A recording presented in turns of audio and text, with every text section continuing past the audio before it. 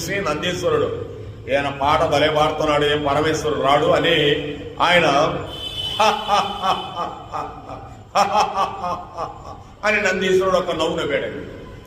నవ్వాలకి రావణాసురుడికి ఎంత కోపం వచ్చిందంటే, నంది నా భక్తిని పరిహసిస్తున్నావా?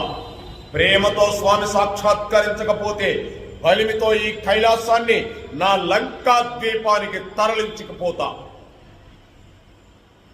జయధ్వద భ్రమ భ్రిమద్ భ్రమద్భుజంగ మస్ఫురత్ దగద్ధగద్వినిర్గమతర్కాల పాల హవ్యవాడ్ ధిమిధ్వనన్ మృదంగ తుంగ మంగళ ధ్వనిక్రమ ప్రవర్తిత ప్రచండ తాండవ శివ.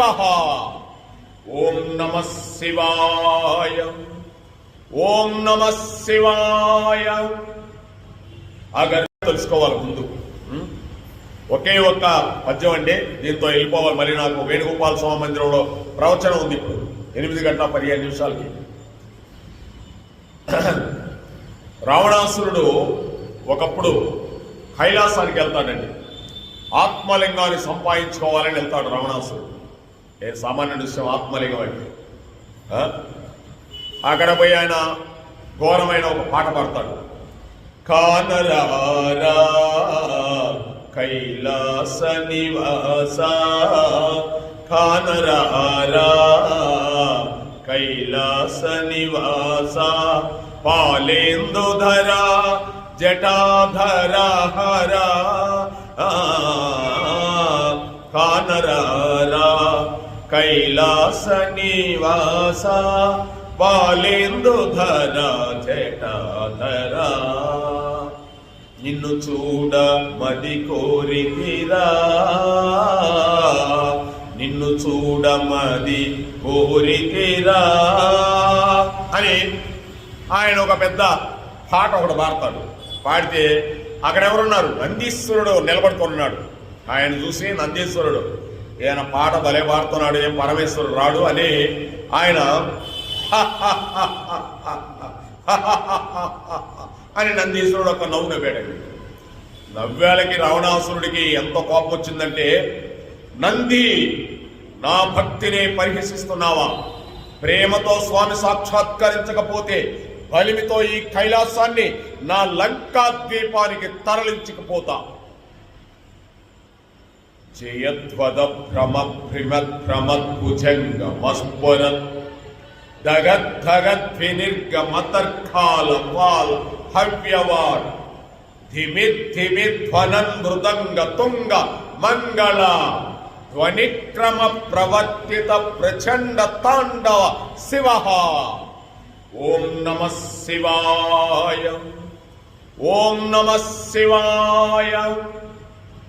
అగర్వ సర్వ మంగళ కళా కదంబ మంజరి రస ప్రవాక మాధురీ విజృంభున మధురతం స్మరాంతకం పురాంతకం భవాంతకం గజాంతకాంతకాంతకం థమంతకాంతకం భజే. ఓం నమః హరాయ, ఓం నమః శివాయ. ప్రపుల్ల నీల పంకజ ప్రపంచికాలి మచ్చట విఢంబికంఠ కంధర రుచి ప్రబంధ కంధరం స్మరచ్చిదం భవచ్చిదం గజచ్చిదం మకచ్చిదం గజిచ్చిదాంత కచ్చిదం తమంత కచ్చిదం భజే. ఓం నమః శివాయ, ఓం నమః హరాయ, ఓం నమః శివాయ. ఏం ప్రత్యక్షంగా నందీశ్వరుడు నవ్వుకుంటున్నాడు. నీలాంటి వాడికి ఏమవుతాడు పోవాయా అంటున్నాడు. వా, రావణాసురుడికి ఎంత కోపం వచ్చిందో. పొట్ట చీల్చి పేగులు తీసి వీణా వాయిద్యం వాయించాడు. ఆత్మ పరమాత్మలో లీనమైపోతుంది, వెళ్ళిపోతా ఉంది. వెళ్ళిపోయింది.